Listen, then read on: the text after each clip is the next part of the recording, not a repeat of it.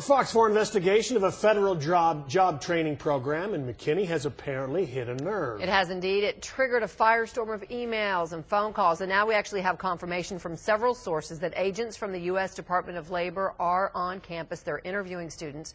Fox 4's Becky Oliver has been covering the story, and she joins us now. Becky.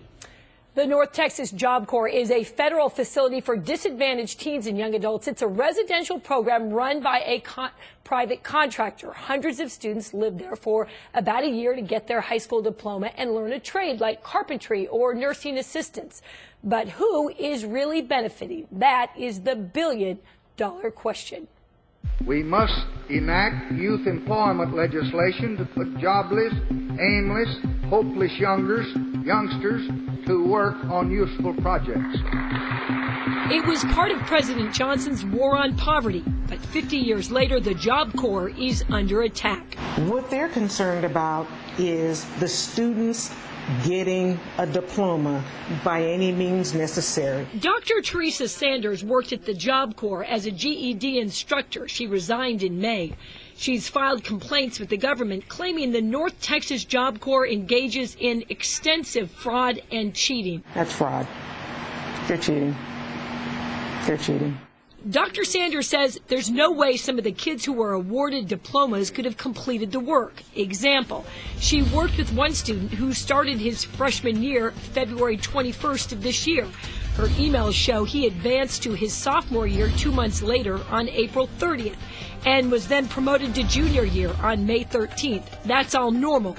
But to her shock, he suddenly graduated and got his diploma May 20th. That's a week later. No.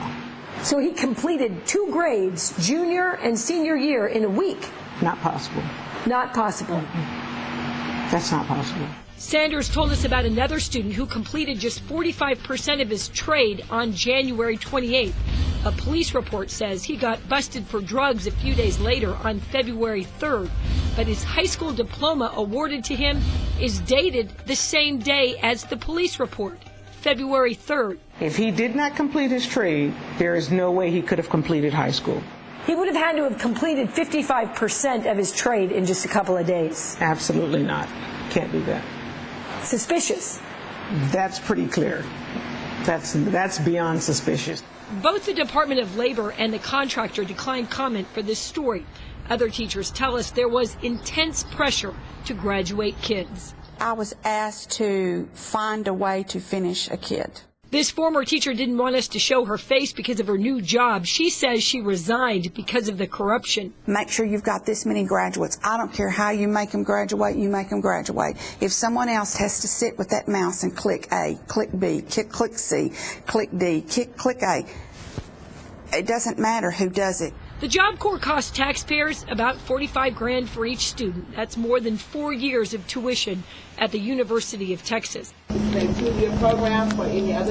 Since no one would talk to us about the program or answer our questions, we took an undercover tour of the Job Corps. So this month, our rate of completion will be like 105%. So we've been successful with all the students. That changes every month. Last month, it was probably like 92%. It sounds impressive, but the latest statistics we pulled from the Department of Labor website show 61.9% of the students at North Texas are graduating with a high school diploma and the technical training. 87.9% of the graduates are placed initially, and 70.9% are placed in jobs 6 months after graduation. So where are all those graduates working? Well, we asked the Department of Labor to give us a list of graduates so we could see where all those students were working, what kind of jobs they're getting. But the Department of Labor said no, it's all confidential. So we searched the web, social media, talked to staff. We found graduates out on the street and few with jobs. It's the certificate I got from culinary. Amber Fleming should be a Job Corps success story. She graduated from the culinary program with lots of awards. She's unemployed. She's had one job at Valero as a cashier. Me and my aunt went up there one day to get gas, and she showed me they were hiring, and so I went in there and got the application and filled it out and took it back to them and talked to them myself. I'm a hard worker. Kevin Moore is homeless and looking for work. I'm just making it, doing the best I can. And seriously, living outside, sleeping outside behind a church? Yeah. He's had a few jobs, including work as a dishwasher. He graduated in the accounting program and was disappointed in his career counselor. I would like something in my field, something in accounting. He said, okay, I'll look for you. And I haven't heard from him since. I enrolled when I was 17. And Charles Wren is also essentially homeless. It wasn't really worth it. He lives with friends who will take him in. He was trained in electrical and carpentry, but mostly works day labor. He says his career counselor didn't help much. Every time he comes to see me, he just gives me some bus cards. It'd be better if they held up on the end of the bargain like they said they would and helped me. What's frustrating for staff is knowing how the program could work.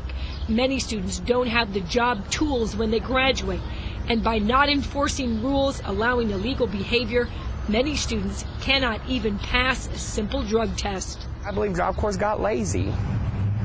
I believe that they stopped actually trying to help people and started going through the motions. These students leave right from our program and go right and fail. Just that quick.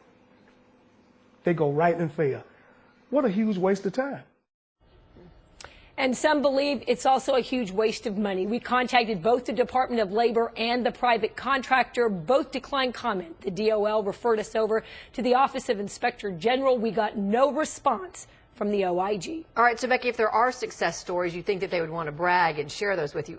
Any success stories? We didn't find those. So you would think that with hundreds of people coming out of this program that they would be lined up wanting to talk about their success.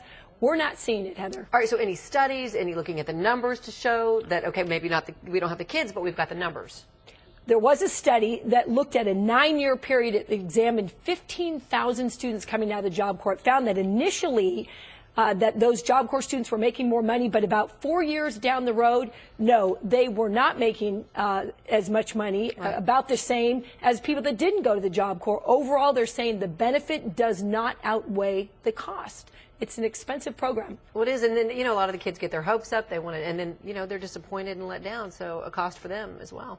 Absolutely. All right, Becky, thank you. All right, so we want to share some more information. If you have a complaint about the North Texas Job Corps Center, here's what you need to do. You need to call the number on your screen, 1-800-347-3756. Again, 1-800-347-3756. We're also going to post that phone number and a web link to the Department of Labor Inspector General on our social media channels and on our website, myfoxdfw.com. You can also watch and share both parts of Becky's Job Corps investigation.